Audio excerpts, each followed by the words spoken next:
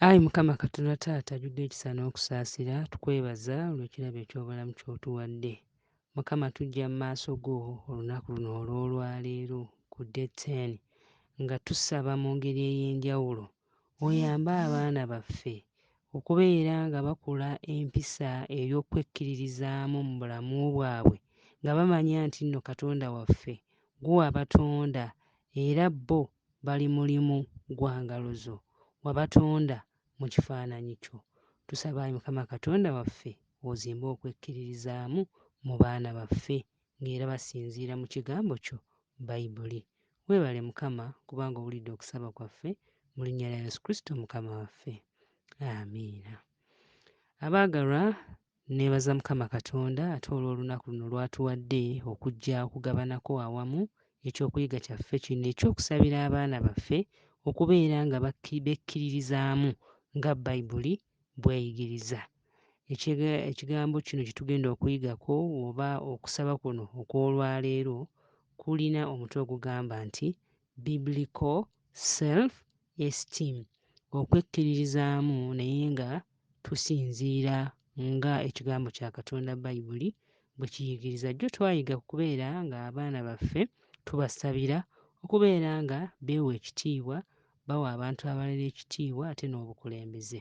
Leero ate ka tulabe Biblical Self-Esteem oba okwekkiririzaamu nga Bayibuli bw'eyigiriza kye ki? Waliwo emboozi gye njagala tugabanireko awamu. Olumu nali ngenze ku buweereza mu kkanisa emu mu North Buganda Field era nga njigiriza ku kyokuyiga kye kimu kino eky'okwekkiririzaamu. Oluvannyuma lw'okuyigiriza, omukadde omu n'awanika omukono n'agabana obubaka oba n'agabana obujulirwa testimony ku kwekkiririzaamu kye kwamutuusaako. Omukadde ono yalaga nti embeera y'ab'omu maka ge ey'ebyensimbi teyali nnungi era ng'atawaana ne fiizi. Ti naye bwe yali awo n'amanya nti ku kitundu kye kwaliko omukiise eyali akiika mu paalamenti y'eggwanga lino erya Uganda. Mu mutima n'obuvumu bwonna n'agamba nedda, naye siyinza okuwandiikira omubaka ono yali sipiika wa paalamenti, siyinza kumuwandiikira ne nnyonnyolako embeera y'ab'omu maka gaffe nga bwe tuli ne nsaba okuyambibwako.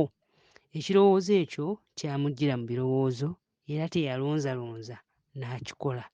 N'awandiika ebbaluwa ng'awandiikira sipiika wa paalamenti nga yennyonnyolako amannya ge, famire mw'ava. Yamanya nti omuntu oyo yali avuga sipiika, driver we yali neighbour waabwe, kumpi we baalinganga babeera. N'agenda ebbaluwa eyo n'agiwa driver, driver n'agituusa ewa sipiika. Sijja kubalwisaayo mu bufunze, ebbaluwa eyo bwe yatuuka ku sipiika n'agisomamu era ekyamazima nti sipiika n'akwatibwako nnyo obuvumu omwana oyo bwe yakozesa okubeera ng'asobola okutuula n'alowooza nti ayinza okuwandiikira sipiika era afune obuyambi.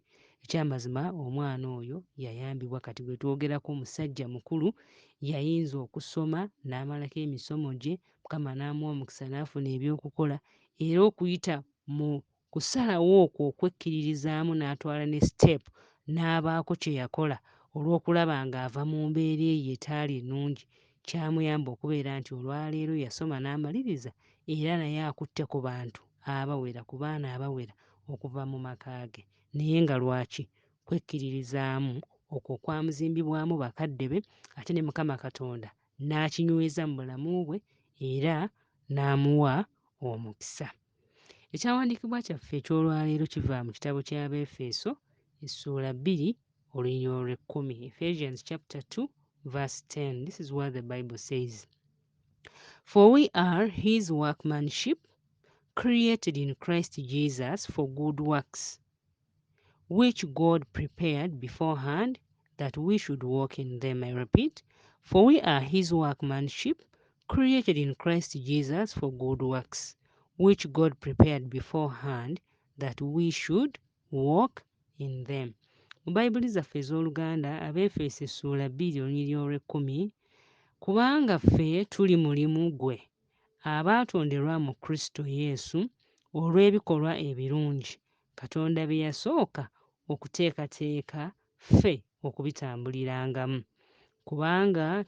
Kubanga ffe tuli mulimu gwe abaatonderwa mu Kristo Yesu olw'ebikolwa ebirungi Katonda bye yasooka okuteekateeka ffe okubitambuliramu.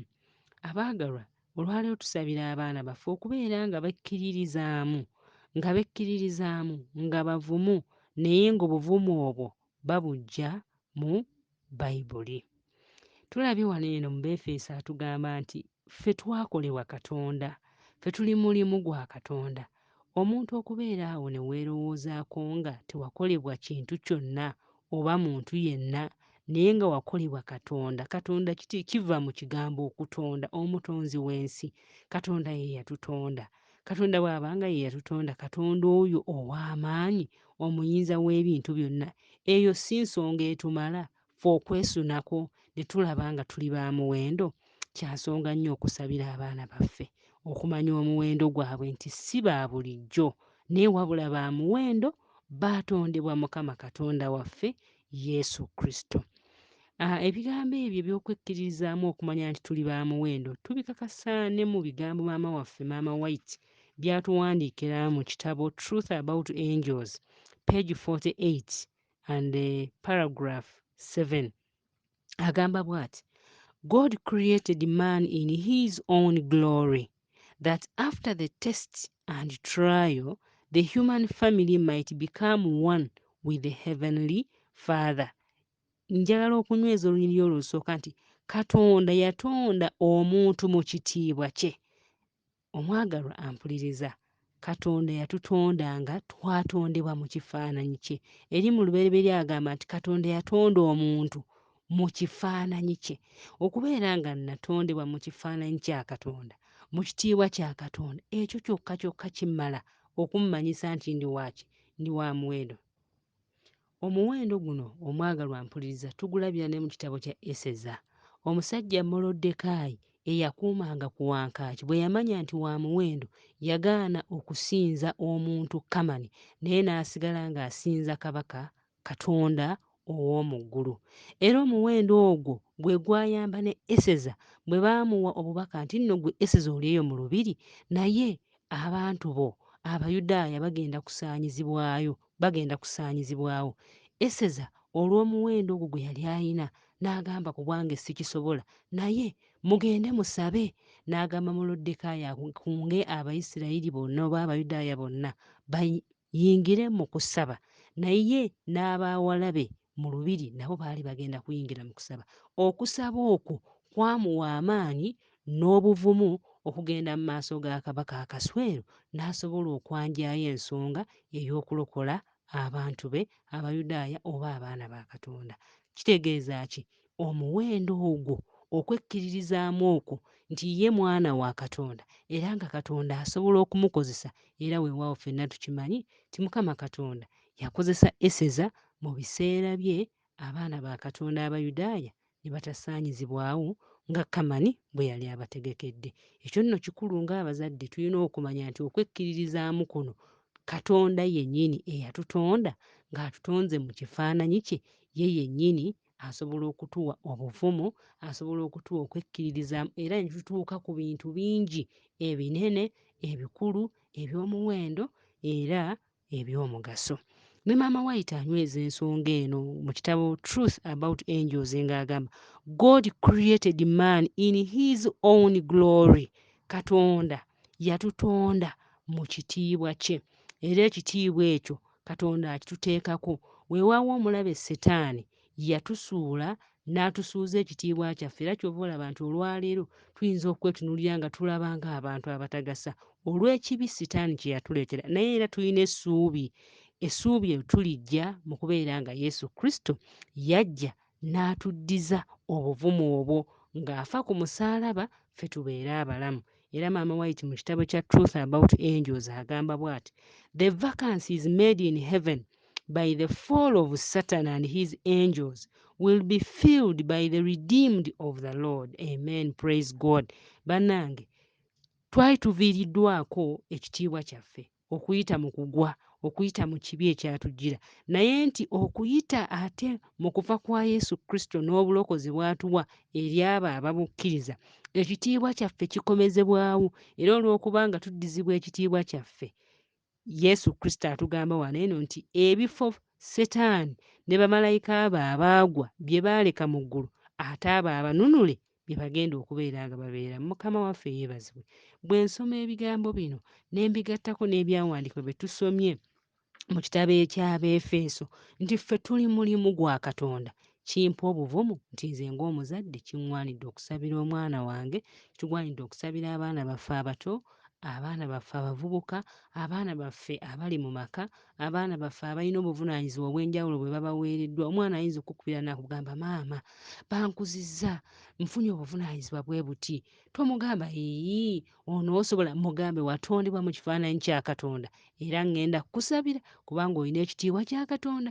Mukama agenda kukusobozesa, ye akuwadde obuvunaanyizibwa obwo era agenda kukuyinzisa, si mu maanyi go naye mu maanyi ga Katonda, kubanga omulimu gw'ogenda okukola gugwe, mulimu gwe era linnya lye ligenda okugulumizibwa. N'olwekyo genda mu maaso, genda oweereze, Mukama Katonda abe naawe. Nsaba Mukama atuwe omukisa nga twongera okusabira abaana baffe okubeera nga bekkiririzaamu, era nga bwe tugambye nti Eseza ye yasaba, yamanya nti mu ye talinaamu maanyi, talina buvumu, naye ate okuyita mu kusaba Katonda yamuwa amaanyi era n'ayinza okubeera nga ayamba abantu be okubeera nga tebattibwa. Naffe Mukama Katonda nsaba atuyambe, tusabire abaana baffe babeere nga baddamu amaanyi, bamanye nti Mukama Katonda ye yabatonda era nga Katonda oyo asobola okubawa obuvumu ne bayita mu nsi eno nga bekkiririzaamu, nga ba muwendo, nga ba kitiibwa, basobole okubeera ab'obuvunaanyizibwa, basobole okutuukiriza obuvunaanyizibwa obw'enjawulo Mukama bw'ababeera abawadde, ate era bateekebweteekebwe olw'obwakabaka obugenda okujja. Twebaza Mukama era katusabe.